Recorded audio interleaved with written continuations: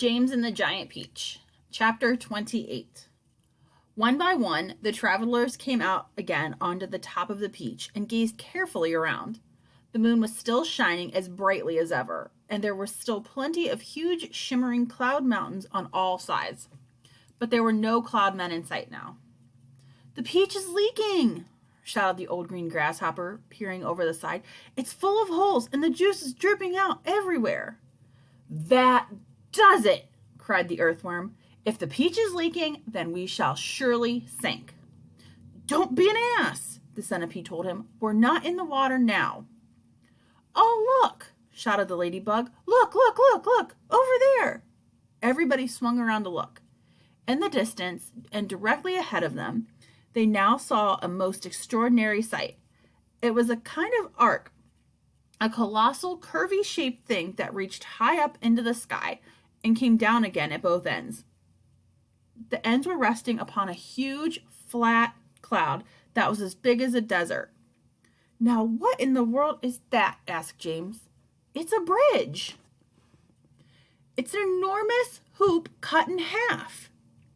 "It's a giant horseshoe standing upside down." "Now stop me if I'm wrong," murmured the centipede, going white in the face, "but those might not be cloud men climbing over it." There was a dreadful silence. The peach floated closer and closer. "They are cloud men. There are hundreds of them. Thousands, millions." "I don't want to hear about it," shrieked the poor blind earthworm. "I'd rather be on the end of a fish hook and used as bait than come up against those terrible creatures again." "I'd rather be fried alive and eaten by a Mexican," wailed the old green grasshopper. "Please keep quiet," whispered James. "It's our only hope." They crouched very still on top of the peach, staring at the cloud men. The whole surface of the cloud was literally swarming with them, and there were hundreds more up above, climbing up on that monstrous, crazy arch. "But what is that thing?" whispered the ladybug. "And what are they doing to it?" "I don't care what they're doing to it," the centipede said, scolding over the tunnel entrance. "I'm not staying up here. Goodbye." But the rest of them were too frightened or too hypnotized by the whole affair to make a move. "Do you know what?" James whispered. "What?" they said. "What?" "The enormous arch. They seem to be painting it. They've got pots of paint and big brushes. You look." And he was quite right. The travelers were close enough now to see that this was exactly what the cloudmen were doing. They all had huge brushes in their hands, and they were splashing the paint onto the great curvy arch in a frenzy of speed. So fast, in fact, that a few minutes the whole arch became covered with the most glorious colors: reds, blues, greens, yellows, and purples. "It's a rainbow!" everyone said at once. "They are making a rainbow!" "Oh, isn't it beautiful? Just look at those colors!" "Centipede," they shouted, "you must come up and see this." They were so enthralled by the beauty and the brilliance of the rainbow that they forgot to keep their voices low any longer. The centipede poked his head out cautiously from the tunnel entrance. "Well, well, well," he said, "I've always wondered how those things were made. But why all the ropes? Why are they doing that with those ropes?" "Good heavens, they are pushing off of the cloud!" cried James. "There it goes. They are lowering it down to the earth with ropes." "And I'll tell you something else," the centipede said sharply. "If I'm not greatly mistaken, we ourselves are going to bump right into it." "Bless my soul! He's right!" the old green grasshopper exclaimed. The rainbow was now dangling in the air below the cloud. The peach was also just below the level of the cloud, and it was heading directly towards the rainbow, traveling rather fast. "We are lost!" Miss Spider cried, wringing her face again. "The end is come." "I can't stand it," wailed Earthworm. "Tell me what's happening." "We're going to miss it," shouted Ladybug. "No, we're not." "Yes, we are." "Yes, yes, no. Oh, my heavens." "Hold on, everybody," James called out, and suddenly there was a tremendous thud as the peach went crashing into the top part of the rainbow.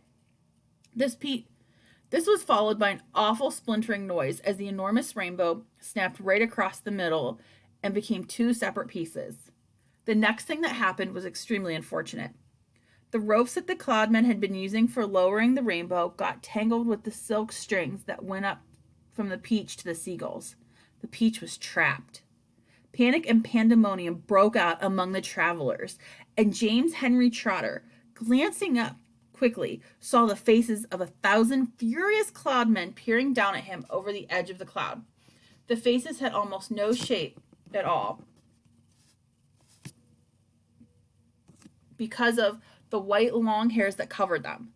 There were no noses, no mouths, no ears, no chins. Only the eyes were visible in each face. Two small black eyes glinting malevolently through the hairs. Then came the most frightening thing of all.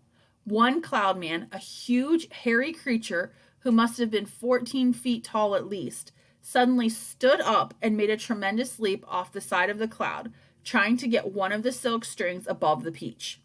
James and his friends saw him go flying through the air above them, his arms outstretched in front of them, reaching for the nearest string, and then they saw him grab it and cling to it with his hands and legs.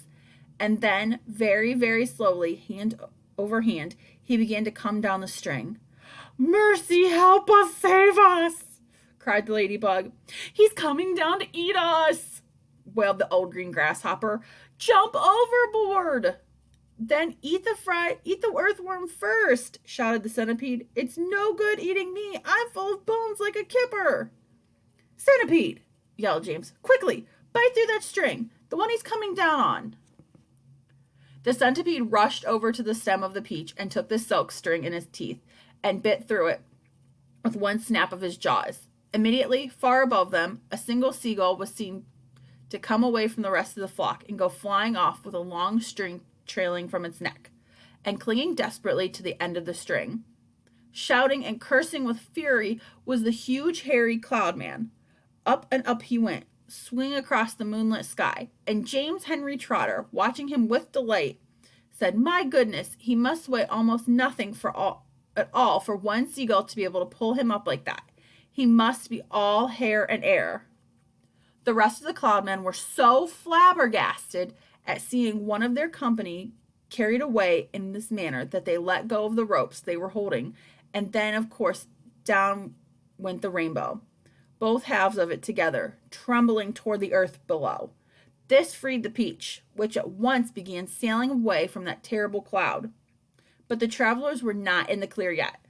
The infuriated cloudmen jumped up and ran after them along the cloud, pelting them mercilessly with all sorts of hard and horrible objects. Empty paint buckets, paint brushes, step ladders, stools, saucepans, frying pans, rotten eggs, dead rats, bottles of hair oil. Anything those brutes could lay their hands on came raining down on the peach. One cloudman, taking very careful aim, tipped a gallon of thick purple paint over the edge of the cloud right onto the centipede himself. The centipede screamed with anger. "My legs!" he cried. "They are all sticking together. I can't walk, and my eyelids won't open. I can't see, and my boots are ruined." But for the moment, everyone was far too busy dodging things that the cloudmen were throwing to pay any attention to the centipede.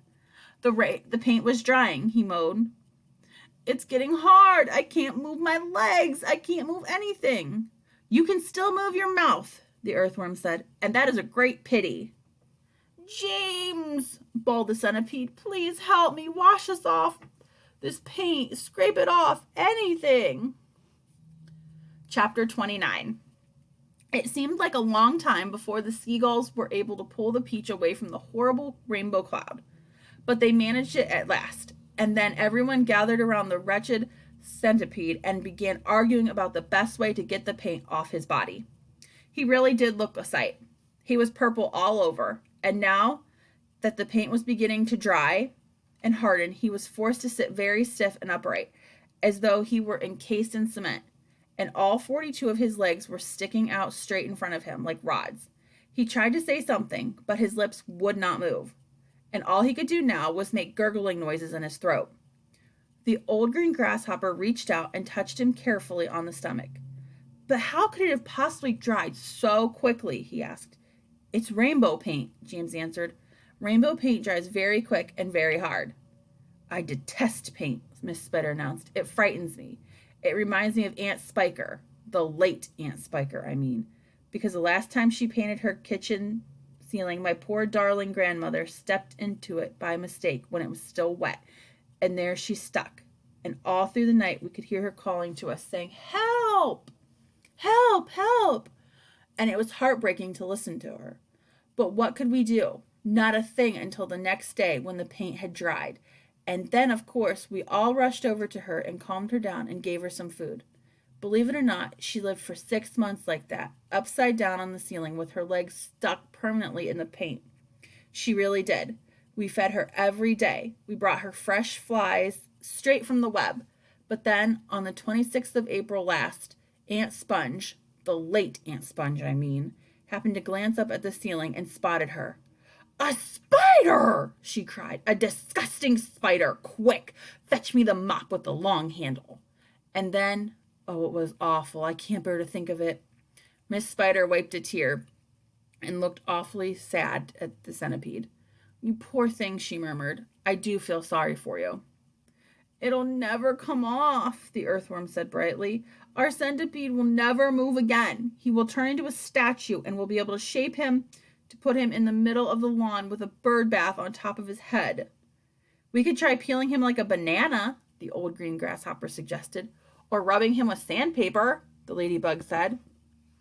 Now, if he stuck out his tongue, the earthworm said, smiling a little for perhaps the first time in his life, if he stuck it out really far, then we could all catch a hold of it and start pulling. And if we pulled hard enough, we could turn him inside out and he would have new skin. There was a pause while the others considered this interesting proposal. I think, James said slowly, I think that is the best thing to do. Then he stopped. What was that? He asked quickly. I heard a voice. I heard someone shouting.